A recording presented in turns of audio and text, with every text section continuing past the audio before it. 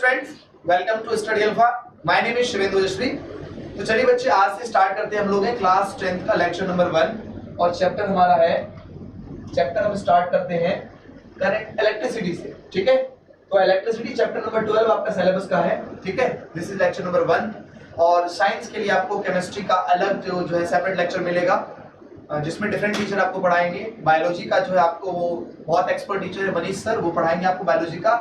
हम आपको फिजिक्स के जो भी चैप्टर्स है बढ़िया से कंप्लीट कराएंगे आपके लिए। ठीक है, तो बहुत से बच्चों को बहुत प्रॉब्लम होती है इस बात की, सर नोट्स कैसे प्रिपेयर करें। तो बच्चे सबसे पहले मैं आपको बता दूं, नोट्स के लिए आपको क्या करना है, हमारे टेलीग्राम चैनल है, टेलीग्राम चैनल को आप ज्वाइन करिए और इस टेलीग्राम चैनल को जस्ट क्लास के बाद आपको पीडीएफ फॉर्मेट में पूरी नोट्स मिल जाएगा आपको विद एनोटेशन। ठीक है, जितनी बातें मैं अभी पीडीएफ पे लिखूंगा आपको सब कुछ लिखा हुआ एक साथ मिलेगा। बढ़िया सब शानदार तरीके से नोट्स तैयार करिए और अपनी तैयारी को और बढ़िया करिए। ठीक है, चलिए तो मैं सबसे पहले आपको बता दूं कि ये क्लासेज आपको कब कब देखने को मिलेगा। ठीक है, ये क्लासेज आप कब अटेंड कर सकते हैं, कब क्लासेज आपको देखने को मिलेगा। तो बच्चों को ये प्रॉब्लम होती है कि सर रिकॉर्डेड क्लास हमारे होंगे, डाउट्स कैसे पूछेंगे, क्योंकि हमने बच्चे बताया था आपको क्लासेज अभी हमारा रिकॉर्डेड रहने वाला है। तो रिकॉर्डेड सेशन में आपको डाउट्स पूछने का सबसे पहला एक तो साधन ये बच्चे, टेलीग्राम चैनल पे आप डाउट्स पूछे, जो भी आपको डाउट्स हैं, जो भी कॉन्सेप्ट समझ में नहीं आया आप उसे सर्कल करके, अंडरलाइन करके, पिन करके हमें बताएं। साथ ही साथ आप इस वीडियो के कमेंट में बताइए हमें कि कुछ प्रॉब्लम हो रही है, आपको समझ में नहीं आया, डाउट्स हैं। तो दो तरीके से आप समाधान पा सकते हैं, पहला टेलीग्राम से, दूसरा वीडियो में कमेंट करके। ठीक है, तो आप बिल्कुल बताइए, जिस बच्चे को प्रॉब्लम हो उसका समाधान हम जरूर करेंगे ताकि बच्चे अच्छे से पढ़ सकें। ठीक है, चलिए तो मैं एक बात बता दूं आपको कि क्लासेस कब मिलेंगे आपको रिकॉर्डेड। बच्चे क्लास 10th और 11th के लिए मैं एक बार बता दूं, क्लास 10th और 11th के बच्चों को मंडे, वेडनेसडे और फ्राइडे 3 दिन बच्चे क्लास आपको देखने को मिलेगा। ठीक है, बहुत वास्ट सिलेबस है भी नहीं, आप जानते हैं इस बात को है कि 3 से 4 चैप्टर हमारे पास है, उसमें भी बहुत सारे कुछ पार्ट्स एडिटेड हैं, डिलीट हो गए हमारे वो। ठीक है, तो फिजिक्स के लिए अभी आपको 3 दिन क्लास देखने को मिलेगा, मंडे, वेडनेसडे एंड फ्राइडे। ठीक है, और जो क्लास 12 के आपके भाई बहन हैं, जो भी हैं आपके जानने वाले जो 12th में पढ़ते हैं, उन्हें अभी आप शेयर करें, उन्हें भी बताएं कि क्लास 12 के लिए स्टडी अल्फा यूट्यूब चैनल पर Tuesday, Thursday and Saturday classes चल रही हैं। और इसके साथ साथ बच्चे आपको पता है इस बात का कि 12th की सिलेबस बहुत वास्ट होती है, तो 12th क्लास के बच्चों के लिए हमने स्पेशली संडे क्लास भी ऑर्गेनाइज किया है, जिसमें हम बच्चों के पीवाईक्यूज और डाउट्स वगैरह जो भी होंगे उसका सेशन कंप्लीट करेंगे। ठीक है, डाउट सेशन होगा, पीवाईक्यूज प्रैक्टिस होगा। साथ ही साथ बच्चे हम 10th के बच्चों के लिए भी, अगर ऐसी हमें आवश्यकता पड़ी, बच्चों की डिमांड रही कि सर हमें क्वेश्चन प्रैक्टिस कराया जाए, हमें भी बहुत सारे डाउट्स हैं, तो संडे में हम एक्स्ट्रा 10th के बच्चों के लिए भी एक बहुत शानदार वीडियो लेकर आए, जिसमें आपको पूरे चैप्टर का वन शॉट रिवीजन करा देंगे और बहुत सारे क्वेश्चन प्रैक्टिस करा देंगे आपके एग्जाम पॉइंट ऑफ व्यू से। ठीक है, चलिए तो ये जान लिया आपने कि क्लासेस आपको कब कब मिलेगा शेड्यूल्ड वे में। ठीक है, चलिए इसके बाद हम आगे बढ़ते हैं बच्चे। आज का हमारा टॉपिक है इलेक्ट्रिसिटी। आप सभी जानते हैं इलेक्ट्रिसिटी हमारे लाइफ के लिए कितना इंपॉर्टेंट है। हमारे जितने भी होम डिवाइसेज हैं, होम एप्लायंसेज हैं, सभी डिवाइसेज आप इलेक्ट्रिसिटी पे रन करते हैं। इलेक्ट्रिसिटी हमारे जीवन का ऐसा एसेंशियल पार्ट हो गया है जैसे ऑक्सीजन और पानी है। ठीक है, तो इलेक्ट्रिसिटी चैप्टर में पढ़ना क्या क्या है, हमें इस चैप्टर में पढ़ना क्या क्या है देखते हैं। सिलेबस के अकॉर्डिंग सीबीएसई ने जो सिलेबस हमें सजेस्ट किया है उसमें क्या बताया इन्होंने कि आपको इलेक्ट्रिक करंट पढ़ना है और इसके साथ साथ सर्किट, इलेक्ट्रिक करंट है, सर्किट आपको पढ़ना है बच्चे। दूसरा टॉपिक है electric potential and potential difference. ठीक है, ये भी आपको पढ़ना है इसके साथ साथ। तीसरा टॉपिक बच्चे Ohm's law. Ohm's law is very important law, क्योंकि कई बार डायरेक्ट स्टेटमेंट लिखने के लिए आ जाता है कि डिफाइन ओम्स लॉ या स्टेट ओम्स लॉ। ठीक है, तो हम लोग ओम्स लॉ पढ़ेंगे भी, साथ में डायग्राम भी, ग्राफ भी ड्रॉ करेंगे हम लोग और बहुत सारे ओम्स लॉ पे क्वेश्चन प्रैक्टिस करेंगे ताकि ओम्स लॉ पे जो भी क्वेश्चन पूछे जाए आपके डाउट्स अच्छे से क्लियर हो जाए। ठीक है, फिर रेजिस्टेंस एंड रेसिस्टिविटी, बहुत ही टिपिकल पोर्शन है 10th क्लास के बच्चों के लिए कि रेजिस्टेंस और रेसिस्टिविटी को डिफरेंस समझे। इस पे क्वेश्चंस आते हैं, डेफिनेटली क्वेश्चन आते हैं इस पे, तो इस पार्ट को अच्छे से करें। और कॉम्बिनेशन ऑफ रेसिस्टर्स होता है, ओह माय गॉड ये तो स्पेलिंग मिस्टेक है ना, तो बच्चे कॉम्बिनेशन ऑफ रेसिस्टर्स। ठीक है, तो रेसिस्टर्स को कैसे कंबाइन हम करते हैं ये करना है। ठीक है, चलिए इसे मैं मिटा देता हूं। कॉम्बिनेशन ऑफ रेसिस्टर, ठीक है, रेसिस्टर को कंबाइन करना, सीरीज और पैरेलल कॉम्बिनेशन आपको सिखाएंगे बच्चे यहाँ पे हम। और इस पे every year, each and every year से बेसिकली एक क्वेश्चन पूछा बच्चे, लॉन्ग क्वेश्चन पूछा जाता है। तो अब आप समझे ऐसे कि हो सकता है आपसे रेसिस्टेंस, रेसिस्टिविटी और कॉम्बिनेशन ऑफ रेसिस्टर दोनों मिलाकर क्वेश्चन पूछ ले, बहुत इंपॉर्टेंट टॉपिक है ये भी। ठीक है, और इसके बाद लास्टली बच्चे, इसके बाद जो है लास्टली हमारे पास टॉपिक है क्या, लास्ट नंबर में टॉपिक है heating effect of electric current और इसके एप्लीकेशंस कि heating effect of electric current के क्या क्या एप्लीकेशंस हैं। जैसे हमारे घरों में हीटर है, आयरन हम लोग यूज करते हैं, ये सभी क्या है एप्लीकेशन ही तो है हीटिंग इफेक्ट इलेक्ट्रिक करंट के। तो इन सब के बारे में हमें पढ़ना है पूरे चैप्टर में। कायदे से 10th क्लास के बच्चों को लगता है बहुत डिफिकल्ट है, कैसे करेंगे हम, तो हम बच्चे आपको एनसीईआरटी के साथ साथ प्रीवियस ईयर भी कराते चलेंगे ताकि आपको ये फील ना हो कि पता नहीं क्या कैसे होगा हमारा, कैसे पढ़ेंगे, कैसे क्वेश्चन सॉल्व करेंगे। तो बिल्कुल आराम से पढ़ना है, ठीक है। टेंशन नहीं लेना इस बात की हमें कि हमसे क्वेश्चन कैसे बनेगा, क्या क्वेश्चन पूछा जाएगा। मुझे बहुत सालों का एक्सपीरियंस है, इस बात को मैं आपको दावे के साथ बता सकता हूँ बिल्कुल कि आराम से आप पढ़िए। जितना आपको चैनल में पढ़ाया जा रहा है कंप्लीट नोट्स बनाइए, जैसे मैं आपको इंडिकेट कर रहा हूँ क्वेश्चन प्रैक्टिस करने के लिए क्वेश्चन प्रैक्टिस करिए। हम प्रीवियस ईयर का सेक्शन भी लेकर आएंगे, एकदम कंप्लीट आपकी तैयारी हम करा कर देंगे, ठीक है। बहुत शानदार तरीके से आपकी तैयारी होगी। चलिए तो स्टार्ट करते हैं हम लोग। सबसे पहले समझते हैं इलेक्ट्रिसिटी होता क्या है, what is the mean of electricity. तो बच्चे डेफिनेशन देखते हैं, डेफिनेशन से स्टार्ट करते हैं हम लोग। Electricity is the branch of physics. Electricity जो है ब्रांच ऑफ फिजिक्स की एक ब्रांच है जिसमें हम स्टडी करते हैं किसके बारे में बच्चे, चार्ज के बारे में हम लोग पढ़ते हैं। क्या पढ़ते हैं, इलेक्ट्रिक करंट में इलेक्ट्रिसिटी में हम लोग क्या पढ़ते हैं, चार्ज की स्टडी करते हैं, चार्ज के बारे में हम लोग पढ़ते हैं। And this is the branch of physics which deals study of charge, ठीक है। अब आती है बात इलेक्ट्रिक चार्ज क्या होती है, ठीक है। यानी इलेक्ट्रिसिटी एक ब्रांच है फिजिक्स का जिसमें हम पढ़ते हैं इलेक्ट्रिक चार्ज के बारे में। और इलेक्ट्रिक चार्ज क्या होता है वो देखते हैं। It is the property of matter to attract और repel other materials and charge is a scalar quantity. यानी चार्ज एक मटेरियल की प्रॉपर्टी होती है जिसकी प्रॉपर्टी है वो पार्टिकल्स को अट्रैक्ट कर सकता है या फिर रिपेल कर सकता है। क्या कर सकता है, पार्टिकल्स को अट्रैक्ट कर सकता है या फिर उसे रिपेल कर सकता है। और चार्ज बच्चे एक स्केलर क्वांटिटी, आपने पढ़ा होगा दो टाइप की फिजिकल क्वांटिटी होती है, कौन कौन सी, वेक्टर क्वांटिटी और स्केलर क्वांटिटी। तो चार्ज कैसी क्वांटिटी है बच्चे, स्केलर क्वांटिटी है। इसका मतलब यह है कि चार्ज को आप सिंपल अलजेब्रिक मेथड से ऐड कर सकते हैं, ठीक है। यानी अगर सपोज करो कि 2 कूलम प्लस 2 कूलम दे दिया जाए, अच्छा कूलम मैंने बोला, coulomb is SI unit of charge, कभी आगे डिस्कस करेंगे। तो आप आसानी से इसे ऐड कर सकते हैं कि this is equal to 4 coulomb. It means कि charge is a scalar quantity, ठीक है। Is that clear. चलिए आगे बढ़ते हैं। इसके बाद हम लोग हैं डिस्कस करते हैं इलेक्ट्रिक चार्ज के बारे में कि कितने टाइप की चार्ज होती है। चार्ज कितने टाइप का होता है बच्चे, चार्ज 2 टाइप का होता है बच्चे। एक होता है नेगेटिव चार्ज, ठीक है, जिसे हम लोग डिनोट करते हैं -VE, ठीक है, नेगेटिव चार्ज। और दूसरा होता है बच्चे पॉजिटिव चार्ज। दूसरा क्या होता है, पॉजिटिव चार्ज, ठीक है। अच्छा समझिए इस बात को। इलेक्ट्रिक चार्ज, चार्ज का जो सिंबल होता है बच्चे, चार्ज का जो सिंबल होता है, चार्ज का सिंबल होता है बच्चे Q, कैपिटल Q, या फिर आप इसे स्मॉल q से भी रिप्रेजेंट कर सकते हैं, ठीक है। चार्ज का सिंबल होता है कैपिटल Q या फिर इसे आप स्मॉल q से भी रिप्रेजेंट कर सकते हैं, ठीक है। क्लियर हो गया। तो आप इसको नेगेटिव चार्ज को ऐसे भी लिख सकते हैं -Q, ठीक है, और पॉजिटिव चार्ज को आप ऐसे लिख सकते हैं +Q, ठीक है। +Q से आप डिनोट कर सकते हैं। तो 2 टाइप के चार्ज होते हैं, negative charge and positive charge. It is denoted by capital और small q and we write negative charge -Q and positive charge +Q। Is that clear. चलिए इसके बाद अभी हमने देखा था SI unit. SI unit of charge is coulomb. याद करिए इसे अच्छे से याद करिए, बिल्कुल स्पेलिंग मिस्टेक नहीं करना है बच्चों को, ठीक है। COULOM, coulomb. Coulomb is the SI unit of charge, ठीक है। Coulomb is the SI unit of charge. चलिए तो हमने क्या देखा, चार्ज 2 टाइप का होता है, पॉजिटिव और नेगेटिव, ठीक है। पॉजिटिव को आप +Q और नेगेटिव को -Q लिख सकते हैं। और SI यूनिट जो है चार्ज का वो होता है बच्चे कूलम, ठीक है। चलिए आगे बढ़ते हैं। इसके बाद हम लोग हैं आगे बढ़ते हैं। अब समझते हैं इलेक्ट्रिकल सब्सटेंसेज। अच्छा मेन प्रॉब्लम बच्चों को ये हो जाती है समझने में कि इलेक्ट्रिकल सब्सटेंसेज मींस क्या है। इलेक्ट्रिकल सब्सटेंसेज हम किसे इंसुलेटर कहेंगे, किसे कंडक्टर कहेंगे, ठीक है। आगे के क्लासेस में आप पढ़ेंगे सेमीकंडक्टर, सुपर कंडक्टर, ऐसी बातें भी आती है, ठीक है। तो आपको तुम आराम से डिफरेंशिएट करना है इसे, किसमें चार्ज फ्लो हो सकता है, किसमें चार्ज नहीं फ्लो हो सकता है। तो डेफिनेशन देखते हैं और समझते हैं इस बात को कि कंडक्टर क्या होता है और इंसुलेटर क्या होता है, ठीक है बच्चे। चलिए तो सबसे पहले देखते हैं हम लोग हैं इलेक्ट्रिकल सब्सटेंसेज में कंडक्टर। कंडक्टर क्या होता है, तो कंडक्टर इज द सब्सटेंसेज और मटेरियल, यानी कंडक्टर एक ऐसा सब्सटेंस है या मटेरियल है दैट परमिट मींस अलाउ करना, ठीक है, टू अलाउ। इसका मतलब क्या होगा, टू अलाउ। परमिट का मतलब होता है बच्चे टू अलाउ।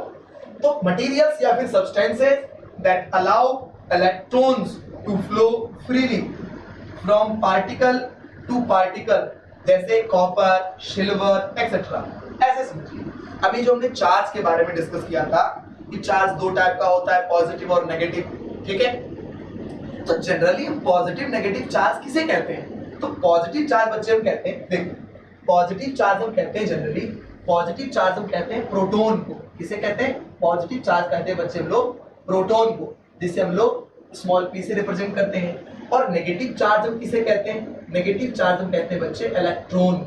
इसे कहते हैं नेगेटिव चार्ज, कहते हैं हम लोग हैं इलेक्ट्रॉन को, और इसे बच्चे हम लोग स्मॉल p से रिप्रेजेंट करते हैं, ठीक है।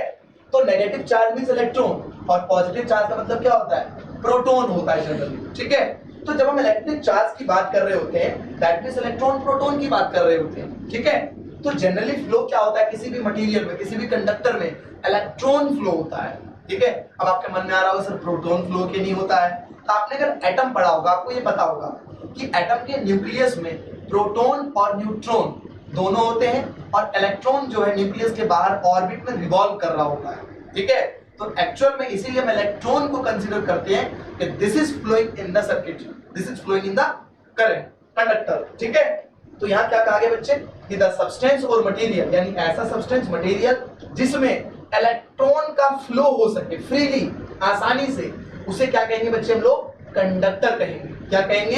कंडक्टर। यानी जिस मटेरियल में, जिस सब्सटेंस में इलेक्ट्रॉन का आसानी से फ्लो हो, उसे हम कह सकते हैं कंडक्टर, ठीक है। दो टाइप के एग्जांपल यहाँ दिए गए बच्चे। एक तो कॉपर देखिए, copper is the good conductor. हम लोग घरों में भी जो इलेक्ट्रिक कनेक्शंस करने के लिए वायर यूज करते हैं, उस कौन सा वायर यूज करते हैं? कॉपर यूज करते हैं, क्योंकि ये गुड कंडक्टर और इजीली चीप है ये, ठीक है। एक तो अच्छी बात ये है कि गुड कंडक्टर है ये, गुड कंडक्टर है ये, ठीक है। और दूसरा क्या है?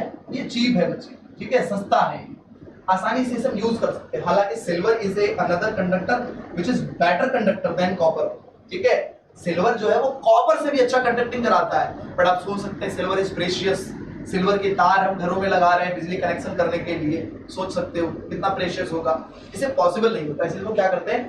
कॉपर यूज करते हैं। पहले हम लोग घरों में एल्यूमिनियम भी यूज करते थे, but aluminium is not good conductor, और कॉपर उससे ज्यादा कंडक्टर अच्छा था, गुड कंडक्टिविटी है कॉपर में। यानी गुड कंडक्टिविटी का मतलब क्या हुआ? कि इलेक्ट्रॉन्स का फ्लो हो सके आसानी से। तो जिस मटेरियल में जितना अच्छे से फ्लो होगा वो उतना अच्छा कंडक्टर कहलाएगा, ठीक है। जैसे कॉपर, गोल्ड है ना, जैसे सिल्वर, ये सब क्या है? Silver, silver is better conductor, best conductor, ठीक है। तो सिल्वर जो है कॉपर से भी अच्छा कंडक्टर, बट सिल्वर यूज नहीं कर सकते हम, तो copper is a good conductor. याद रखना बच्चे इस बात को कि कंडक्टर का मतलब होता है कि ऐसा मटेरियल जिसमें इलेक्ट्रॉन्स का फ्लो हो सके, ठीक है, इलेक्ट्रॉन्स का फ्लो। चलिए आगे बढ़ते, इसके बाद हम लोग इंसुलेटर। इंसुलेटर क्या होता है भाई? इंसुलेटर वो होता है जो कंडक्टर नहीं होता है। ऐसे भी बच्चे कह देते कई बार, खड़े करके सर ने पूछा बता बेटा कंडक्टर क्या है? कंडक्टर बता दिए सर जिसमें इलेक्ट्रॉन फ्लो होता है। इंसुलेटर क्या है? सर इंसुलेटर वो है जिसमें इलेक्ट्रॉन फ्लो नहीं होता है, ठीक है। या फिर जो कंडक्टर नहीं है, कंडक्टर नहीं है वो इंसुलेटर का जरूरी नहीं है, वो उससे भी कंडक्टर हो सकता है। तो आपको क्या कहना है कि कंडक्टर में इलेक्ट्रॉन फ्लो हो सकता है और इंसुलेटर में करंट इलेक्ट्रॉन फ्लो नहीं हो सकता है, ठीक है। ऐसे डिफरेंशिएट करना है, ऐसे नहीं कि जो कंडक्टर नहीं है वो इंसुलेटर है, ठीक है। समझिए, डेफिनेशन समझिए, इसे नोट डाउन करना है। The substances that resist the free flow of electron, यानी ऐसा सब्सटेंस जिसमें इलेक्ट्रॉन फ्लो ना हो सके। मटेरियल ऐसी होती है जो इलेक्ट्रॉन के फ्लो को रेसिस्ट करता है, रोकता है, ठीक है, बाधा उत्पन्न करता है। ऐसे मटेरियल को हम क्या कहेंगे बच्चे?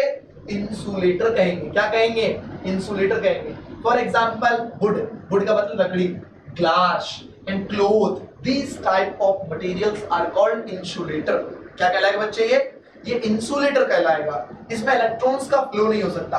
आपने जनरली देखा होगा कि घरों में, हमारे घरों में जो प्लास्टिक के मटेरियल्स होते हैं उसमें करंट हमें नहीं लगता, बट जो आयरन के मटेरियल होते हैं या डिफरेंट और भी मिनरल्स के मटेरियल होते हैं उसमें हमें करंट फेस होता है ना, करंट फील होता है। या फिर हम वायर को भी जब कई बार जॉइंट्स कर रहे होते हैं तो क्या करते हैं? पॉलिथीन के ऊपर रैप कर देते हैं कि चलो ये प्रोटेक्टेड रहेगा, टच करने पे करंट नहीं लगेगा। क्यों करते हैं हम लोग? हैं क्योंकि पॉलिथीन जो होता है बच्चे वो इंसुलेटर होता है, उसमें करंट पास नहीं होता, होता है ना, आसानी से होता है। हम एक चीज और देखते हैं कि जब हम पोल पे जो है ना बिजली की चोरी करते हैं तो हम क्या करते हैं? एक जैक लगाते हैं उसमें, आसानी से हुक लगाते हैं ना कनेक्शन के लिए। आपने देखा होगा लकड़ी के डंडे को लेकर हम उससे सहयोग करते हैं, लगाते हैं ना लकड़ी के डंडे से। लकड़ी के डंडे में करंट नहीं आ सकती क्योंकि वुड क्या है? वुड एक इंसुलेटर है, उसमें इलेक्ट्रॉन फ्लो नहीं हो सकता, इसलिए हमें करंट नहीं लगता। आसानी से हम वुड के सहयोग से क्या करते हैं, लगा देते हैं। ठीक है, तो वुड इज ए इंसुलेटर। क्या है वुड? इंसुलेटर है। ग्लास भी इंसुलेटर है बच्चे, क्लोथ भी इंसुलेटर होता है, इन सब में करंट फ्लो नहीं हो सकता है। And this is due to absence of loosely bound electrons. ये थोड़ी गहरी बात है, समझिए इस बात को। एक्चुअल में क्या होता है, मटेरियल दो टाइप के होते हैं। जो कंडक्टर होते हैं, कंडक्टर मटेरियल में लूजली बाउंड इलेक्ट्रॉन्स होते हैं, इसीलिए हल्का सा भी उसके अंदर इलेक्ट्रिक फील्ड क्रिएट होता है, इलेक्ट्रिक फोर्स लगता है। अब आप सोच रहे होंगे सर ये इलेक्ट्रिक फील्ड क्या है, इलेक्ट्रिक फोर्स क्या है? ये थोड़ा बच्चे टिपिकल कॉन्सेप्ट है। आप यूं समझिए बस कि किसी मटेरियल में हल्का सा भी अगर उसके इंटरनल स्ट्रक्चर, इंटरनल प्रॉपर्टी पे फोर्स एक्सर्ट होता है, इलेक्ट्रॉन्स भागना स्टार्ट कर देता है। लेकिन जो इलेक्ट्रॉन्स लूजली बाउंड है, जो इलेक्ट्रॉन्स लूजली बाउंड है वही दौड़ेंगे, लेकिन जो टाइटली बाउंड है वो इलेक्ट्रॉन्स नहीं जा सकते, ट्रेवल नहीं कर सकते। तो कंडक्टर में लूजली बाउंड इलेक्ट्रॉन होते हैं, थोड़ी सी भी एनर्जी मिलती है मूव करना स्टार्ट कर देता है, बट इंसुलेटर में ऐसा नहीं होता है। ठीक है, इसीलिए हमने रीजन क्या बताया, इंसुलेटर में क्यों इलेक्ट्रॉन को फ्लो को रेसिस्ट करता है। रीजन ये है कि यहां पर एब्सेंस है किसका, लूजली बाउंड इलेक्ट्रॉन का। ये बात समझ में आई आपको? चलिए आगे बढ़ते हैं। इसके बाद बहुत बड़ी बात नहीं है, आपसे अगर पूछा भी जाता है तो बस ये पूछा जाएगा इंसुलेटर और कंडक्टर में डिफरेंशिएट करिए, हमें समझ में आ गया। जिसमें करंट फ्लो होगा वो इंसुलेटर कंडक्टर है, और जिसमें करंट फ्लो नहीं होगा वो इंसुलेटर है। दो हमने नाम याद कर लिए, कंडक्टर के कौन कौन से, कॉपर और सिल्वर, और इंसुलेटर का हमने क्या याद किया, would and glass and cloth. Polythene पे भी सर ने बताया। ठीक है, तो इतना कर लेंगे सफिशिएंट है, इससे कुछ नहीं पूछा जाता आपसे। चलिए आगे बढ़ते, इसके बाद हम लोग आते हैं इलेक्ट्रिसिटी के थोड़े बेसिक बातों पे। भाई इलेक्ट्रिसिटी दो टाइप की होती है, एक स्टैटिक और दूसरा करंट इलेक्ट्रिसिटी, डायनेमिक। समझिए इसमें इलेक्ट्रिसिटी हमने पहले बताया था, this is the branch of physics where deals about the charges. तो चार्ज के बारे में हम पढ़ते हैं, इसमें क्या पढ़ते हैं बच्चे, चार्ज के बारे में। अब चार्ज की दो तरह की प्रॉपर्टी होती है, एक जब चार्ज रुकी हुई होती है जिसे हम कहेंगे बच्चे स्टैटिक इलेक्ट्रिसिटी। क्या कहेंगे, क्या कहेंगे, यानी चार्जेस, इसे हम क्या कहेंगे बच्चे, चार्जेस एट रेस्ट। ठीक है, चार्जेस एट रेस्ट यानी जब चार्ज रुकी हुई हो, और दूसरा चार्जेस इन मोशन यानी जब चार्ज बच्चे मूव कर रहा हो। ठीक है, चार्जेस इन मोशन, तो जब चार्ज बच्चे मूव कर रहा हो तो आप क्या कहेंगे, इसे करंट इलेक्ट्रिसिटी। ठीक है, तो हमें बच्चे ये ब्रांच फिजिक्स का जो है ये हमें स्टडी नहीं करना, स्टैटिक इलेक्ट्रिसिटी हमें नहीं पढ़ना। हमें क्या पढ़ना है, करंट इलेक्ट्रिसिटी पढ़ना है। यानी जब चार्ज किसी कंडक्टर में, किसी मटेरियल में फ्लो होगा तो क्या क्या बातें होंगी, और क्या क्या बातें होंगी उस पे क्या क्या पूछेगा हमें सीबीएसई, हमें बोर्ड एग्जाम में क्या क्या पूछा जाएगा, ये बहुत इंपॉर्टेंट समझना है। ठीक है, चलिए तो आप पढ़ेंगे करंट इलेक्ट्रिसिटी। क्या पढ़ेंगे बच्चे, करंट इलेक्ट्रिसिटी। उससे पहले हमें पढ़ना पड़ता है इलेक्ट्रिक सर्किट। क्या पढ़ना पड़ता है, इलेक्ट्रिक सर्किट। हमारे सिलेबस को ऐसे डिजाइन ही किया गया है। ठीक है, तो चलिए आइए हम लोग पढ़ते हैं इलेक्ट्रिसिटी सर्किट। अच्छा समझते हैं इलेक्ट्रिसिटी सर्किट क्या होता है। देखिए कह रहा है कि कंटीन्यूअस एंड क्लोज्ड पाथ। ठीक है, यानी कंटीन्यूअस होता है, क्लोज्ड पाथ होता है, made up of wire on which an electric current runs. यानी एक ऐसा सर्किट, एक ऐसा पाथ जो कंप्लीटली क्लोज्ड हो, कंटीन्यूअस हो, कहीं भी बीच में ब्रेक ना हो, ऐसे सर्किट को क्या कहेंगे बच्चे हम लोग, ऐसे सर्किट को हम लोग कहेंगे इलेक्ट्रिक सर्किट। क्या कहेंगे, इलेक्ट्रिक सर्किट, ताकि उसमें इलेक्ट्रॉन्स जो है या फिर इलेक्ट्रिक करंट जो है वो फ्लो हो सके। क्या हो सके, फ्लो हो सके। ठीक है, N electric circuit consist of electrical devices. यानी इलेक्ट्रिक सर्किट जो है उसमें इलेक्ट्रिकल डिवाइसेस लगे होते हैं। जैसे फॉर एग्जांपल अगर आप देखेंगे, अभी हम लोग देखेंगे इसके बाद, तो कह रहा है electrical devices a source of energy and wires that are connected with the help of a switch. अब याद रखिए, समझिए क्या कहता है ये कह रहा है कि इलेक्ट्रिकल सर्किट एक ऐसी सर्किट होती है जो कंटीन्यूअस होती है और क्लोज्ड होती है। दूसरी बात इसने ये कहा, क्या कहा इसने कहा N electric circuit consist of electrical devices.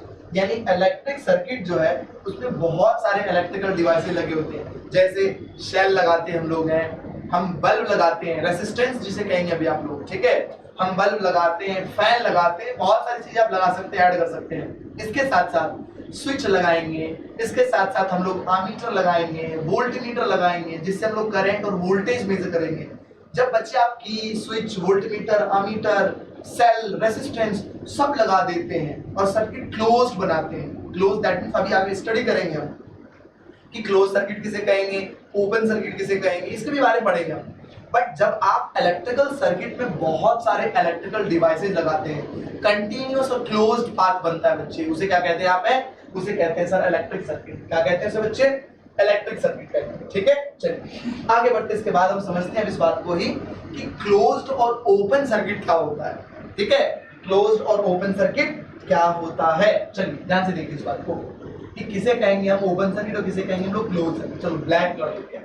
देखिए बच्चे, ओपन सर्किट उसे कहेंगे an open circuit is defined as an electric circuit in which current does not flow. यानी ओपन सर्किट ऐसा सर्किट होता है जिसमें करंट फ्लो नहीं होता है। ठीक है, ओपन सर्किट एक ऐसा सर्किट होता है जिसमें करंट फ्लो नहीं होता है। ठीक है, दूसरा समझिए क्लोज के बारे में भी समझ लीजिए। Closed circuit allow electric energy to flow and move, and there are no interruption in a closed circuit to stop the flow of power. And when a circuit is complete and the current can flow, it called a closed circuit. चलिए इतना लंबा definition सुन के बच्चे hyper होंगे, बाप रे बाप ये तो याद करना पड़ेगा हमें, तो सर संभव नहीं इतना लंबा याद करना। सिंपल सी बात देखिए, इसको मैं ऐसे कर सकते हैं, रिवर्स करते हैं। देखो ध्यान देना, an open circuit is defined as an electric circuit in which current does not flow। ठीक है, हम इसको ऐसे लिख सकते हैं। अगर मैं चाहूं कि क्लोज सर्किट डेफिनेशन लिखूं, क्या लिखूं बच्चे? क्लोज्ड सर्किट का मैं डेफिनेशन लिखूं, है ना। क्लोज्ड सर्किट, भाई ओपन सर्किट का तो आपने देखा, क्लोज सर्किट का बहुत लंबा चौड़ा कैसे याद करेंगे, इसी को मॉडिफाई करेंगे। कैसे मॉडिफाई करेंगे बच्चे? देखो मैं कहूंगा एक क्लोज सर्किट, एक क्लोज्ड सर्किट बच्चे अक्सर याद करने लग जाते हैं, तो याद नहीं करना बच्चे। ठीक है, बिल्कुल याद नहीं करना, कुछ भी याद नहीं करना आपको। टोटली आप फिजिक्स समझिए, फील करिए, तब बिल्कुल समझिए अच्छे से, कुछ भी याद नहीं करना पड़ेगा। एक close circuit is defined as a closed circuit is defined as an electric circuit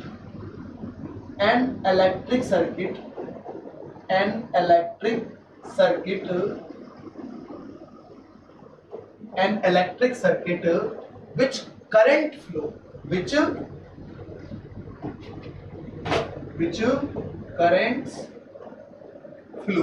ठीक है, यानी क्लोज सर्किट एक ऐसी सर्किट होती है जिसमें इलेक्ट्रिक करंट फ्लो हो सकती है। ठीक है, यहाँ पर कोई भी डिस्टरबेंस नहीं होता इलेक्ट्रॉन्स के फ्लो। ठीक है, अब समझते हैं सर दिखता कैसा है क्लोज सर्किट और ओपन सर्किट, जरा ये दिखाइए। देखो बच्चे, ये रहा हमारे पास सर्किट, यहाँ पर हमने सेल कनेक्ट किया। क्या कनेक्ट किया हमने बच्चे? यहाँ पर हमने देखो सेल कनेक्ट किया इस तरीके से। ठीक है, ये हमने यहाँ पर सेल कनेक्ट कर दिया इसमें। अब देख रहे हैं यहाँ पे की लगाया हमने, क्या लगाया हमने? की लगाया हमने। और देखो की हमारा जो है क्या है, ये अभी ऑन नहीं है। ठीक है, यहाँ पर हमने अगर स्विच मान लो थी, स्विच क्या है? अभी ऑफ है। ठीक है, अब देखना, ध्यान देना, ये रहा हमारा रेसिस्टर, ये क्या है बच्चे? रेसिस्टर है। यहाँ पर हमने एक बल्ब लगाया है। ठीक है, तो जब बच्चे यहाँ से कनेक्शन ऐसे ऐड ऑन करेंगे तो अभी देखो बिल्कुल ये बल्ब ग्लो नहीं कर रहा। ग्लो कर रहा है? नहीं कर रहा ना ग्लो, बट देखो क्लोज सर्किट देखो, यहाँ से स्विच ऑन हुआ पड़ा है। स्विच क्या है बच्चे? यहाँ से स्विच ऑन है। जब स्विच ऑन हो रहा है, देख रहे हैं आप, यहाँ पे लाइट ग्लो हो रहा है ना। इसमें देखिए आप, लाइट ग्लो होता हुआ दिख रहा है ना आपको, यानी क्लोज सर्किट है। क्लोज सर्किट में इलेक्ट्रिक करंट फ्लो हो रहा है। क्या हो रहा है? इलेक्ट्रिक करंट फ्लो हो रहा है। और ओपन सर्किट में करंट फ्लो नहीं हो रहा है। ठीक है, तो जब इलेक्ट्रिक सर्किट की बात करेंगे तो open circuit that type of circuit which current does not flow, and close circuit which type of circuit where electric currents flow easily in the circuit. ठीक है, तो इसे कहते हैं बच्चे हम लोग ओपन सर्किट और क्लोज सर्किट। यानी इतनी सारी बातों का क्रक्स ये है कि ऐसी सर्किट जिसमें स्विच ऑफ हो ओपन हो जाएगी और जिसमें स्विच ऑन हो क्लोज हो जाएगी। ठीक है, तो अगर आप स्विच ऑन कर दें तो सर्किट क्या कहलाएगा बच्चे? क्लोज सर्किट, क्योंकि इसमें करंट फ्लो हो सकता है आसानी से, ठीक है, सर्किट में लगे डिवाइसेज आसानी से रन कर सकते हैं। बट क्लोज ओपन सर्किट जिसमें डिवाइसेज जो भी आप लगाएंगे उसमें करंट फ्लो हो नहीं रहा है, डिवाइस रन नहीं कर सकता। ठीक है, चलिए आगे बढ़ते, इसके बाद बच्चे हम लोग हैं, इसके बाद हम पढ़ते हैं चार्ज इन मोशन। ठीक है, charge in motion, electric current. अब पढ़ेंगे बच्चे इसके बाद हम लोग इलेक्ट्रिक करंट के बाद। इतनी सारी बातें हमने हुई, electric current, electric charge, electric current, electric charge. अब फाइनली बात है इलेक्ट्रिक करंट होता क्या है। देखिए तो बच्चे इलेक्ट्रिक करंट को हम लोग इलेक्ट्रिक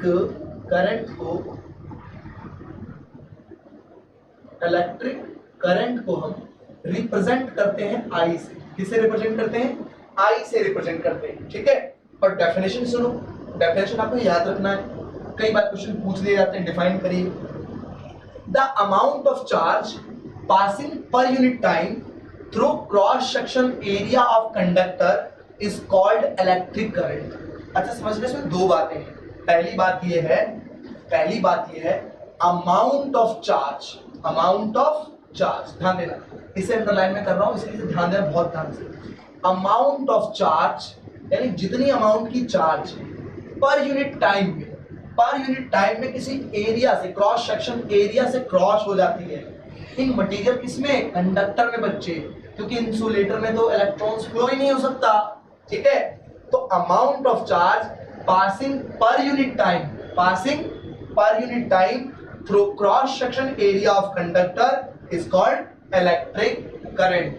यानी पर यूनिट टाइम में जिस मटेरियल से, किसी मटेरियल से पर यूनिट टाइम में जितना चार्ज फ्लो हो जाए उसे क्या कहेंगे बच्चे? आप उसे करंट कहेंगे, ठीक है। तो करंट का मैथमेटिकल एक्सप्रेशन लिखा जाता है बच्चे I is equal to charge upon time, ठीक है। I is equal to charge upon time लिखेंगे इस तरीके से आप, ठीक है।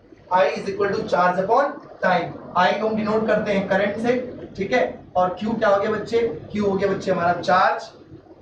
Q क्या हो गया? Q हो गया सर चार्ज, Q हो गया चार्ज, ठीक है। और T टाइम। तो चार्ज डिवाइडेड बाय टाइम क्या हो जाएगा? इलेक्ट्रिक करंट, ठीक है। और इलेक्ट्रिक करंट का बच्चे ऐसा यूनिट क्या होता है? एम्पियर। इलेक्ट्रिक करंट का ऐसा यूनिट क्या होता है बच्चे? एम्पियर। ये आपको याद रखना है, ठीक है। तो electric current is defined as the amount of charge flowing in per unit time through cross section area of conductor is called electric current, ठीक है। तो किसी डिवाइसेस से, किसी मटेरियल से पर यूनिट टाइम में जितना चार्ज फ्लो हो जाए उसे क्या कह सकते हैं बच्चे? उसे इलेक्ट्रिक करंट कह सकते हैं, ठीक है। चलिए आगे बढ़ते, इसके बाद हम लोग देखते हैं। अब आती है बात, क्वेश्चन कैसा आता है। तो कुछ क्वेश्चन बच्चे एनसीईआरटी में दिए हुए हैं, कुछ क्वेश्चन आपके एक्सरसाइज एनसीईआरटी के एक्सरसाइज में, कुछ इन टेक्स्ट में, कुछ क्वेश्चन प्रीवियस ईयर में भी इस टॉपिक पे बेस्ड है। तो आप प्रैक्टिस करेंगे इसका तो बहुत अच्छा फील होगा कि हमने जो पढ़ा कितना हम कर पा रहे, समझ पा रहे, ठीक है। चलिए आते इसके बाद प्रैक्टिस क्वेश्चन के लिए हम लोग। क्वेश्चन देखो क्या कहता है। अभी आपने कौन सा फॉर्मूला पढ़ा? अभी हमने एकमात्र फॉर्मूला पढ़ा। इतनी सारी कहानी हुई, थ्योरी हुई थी, अभी हमने फॉर्मूला एकमात्र पढ़ा। कौन सा फॉर्मूला पढ़ा हमने बच्चे? Sir I is equal to Q upon T, small Q है ना, स्मॉल क्यू लिखा था सर अभी आपने, है ना। तो small Q divided by T, ये हमने फॉर्मूला पढ़ा था बच्चे। और इसका जो यूनिट होता है वो क्या होता है? एम्पियर। क्या होता है बच्चे? एम्पियर होता है। और इसे हम लोग जो है कैपिटल A से डिनोट करते हैं, ठीक है। चलिए इसी पे बेस्ड क्वेश्चन सॉल्व हो जाएगा बच्चा। कह रहा है एक current of 0.5 is drawn by a filament of an electric bulb for 10 minutes। ध्यान देना, सॉल्यूशन हम लिख सकते हैं, क्या लिखेंगे कि एक बल्ब से इलेक्ट्रिक करंट पास हो रही है। कितना बच्चे? 0.5 एम्पियर का इलेक्ट्रिक करंट पास हुआ है। कितने टाइम के लिए पास हुआ है बच्चे? तो सर 10 मिनट्स के लिए पास हुआ है, 10 मिनट्स के लिए पास हुआ है। क्या पूछा है आपसे पूछा गया कि find the amount of electric charge that flow through the circuit, यानी उस सर्किट से कितना अमाउंट का चार्ज फ्लो हुआ ये बताइए। सर हमें पता है कैसे, अभी सर आपने पढ़ा है मुझे, I इज इक्वल टू लिखा जाएगा Q divided by T। Sir जरा देखो क्वेश्चन में, I मुझे पता है, T मुझे पता है, निकालना क्या है? सर Q निकालना है। कैसे निकालेंगे Q? बच्चे यहाँ से क्रॉस मल्टीप्लाई करो। क्या करोगे? Cross multiply. जब क्रॉस मल्टीप्लाई करेंगे तो बच्चे Q इज इक्वल टू हो जाएगा I इंटू T। ध्यान देना, I इंटू T। और I की वैल्यू कितनी दी हुई है? सर I दिया हुआ है 0.5। T कितना दिया हुआ है? सर T दिया हुआ है 10 मिनट्स। तो मल्टीप्लाई कर देंगे 10 से, ठीक है। डेसिमल बच्चे यहाँ से रिमूव करो, नीचे आ जाएगा 10। अब देखो 10 ने मारा 10 को, बच्चा कितना? सर 5। और बच्चे चार्ज का हमने यूनिट क्या पढ़ाया था आपको? कूलम। तो यहाँ क्या लिखेंगे आप? Sir 5 coulomb. बच्चे ये हो जाएगा आंसर हमारा, ठीक है, ये हो जाएगा आंसर। तो सर कितना करंट, कितना चार्ज निकाला आपने?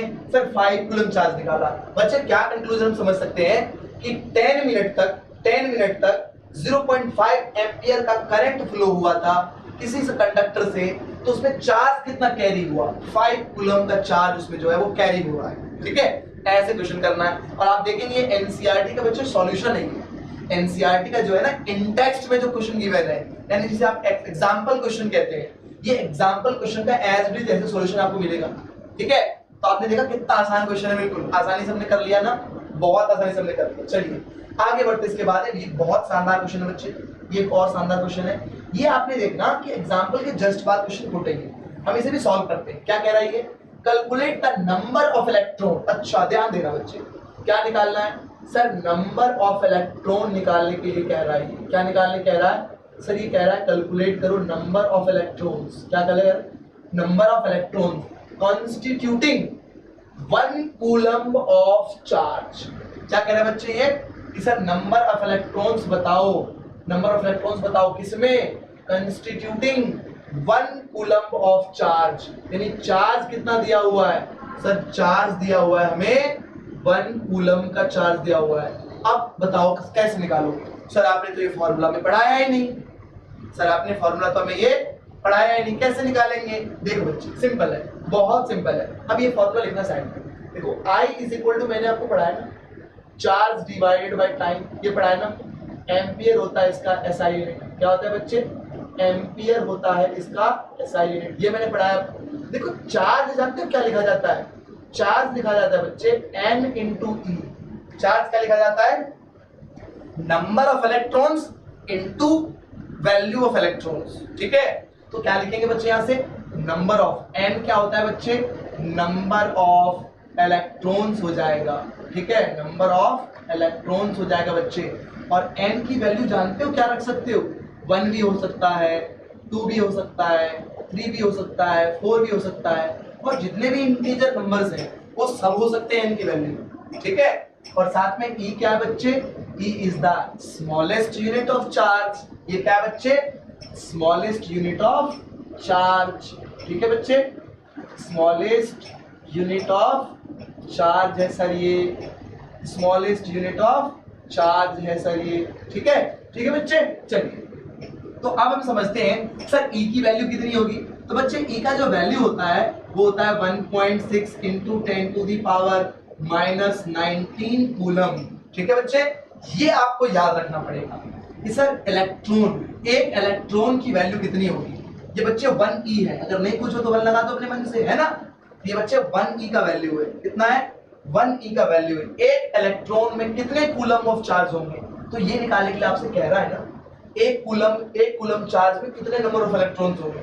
यहाँ पर मैंने क्या लिखा, एक इलेक्ट्रॉन में कितने हैं, तो 1.6 into 10 to the minus 19 coulomb charge है। ठीक है, एक इलेक्ट्रॉन में इतना चार्ज होता है बच्चा। ठीक है, आपसे क्या पूछा है, एक कूलम चार्ज में कितने इलेक्ट्रॉन हैं, क्या पूछा है, एक कूलम चार्ज में कितने इलेक्ट्रॉन हैं। चलिए सॉरी, देखिए कैसे निकालेंगे।